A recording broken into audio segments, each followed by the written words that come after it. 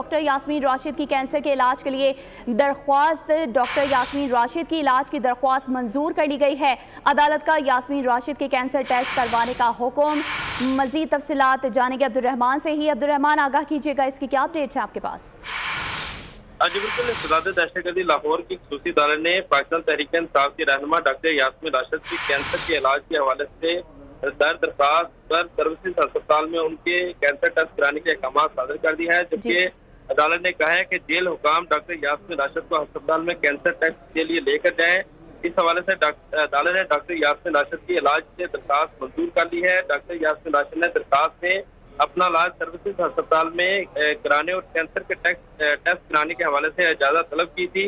जो सदारत दहशतगर्दी लाहौर की खसूसी अदालत की एडमिन जज अबर गुल खान ने दरखास्त पर समाअत करते हुए फैसला सुनाया है। डॉक्टर यास्मीन राशिद 9 मई के जलाओ गिराव के मुकदमात में जेल में है। जी ठीक है, डॉक्टर यास्मीन राशिद की दरख्वास्त मंजूर कर ली गई है। अब्दुर्रहमान हमें तफसीलात से आगाह कर रहे थे, आपका बहुत शुक्रिया।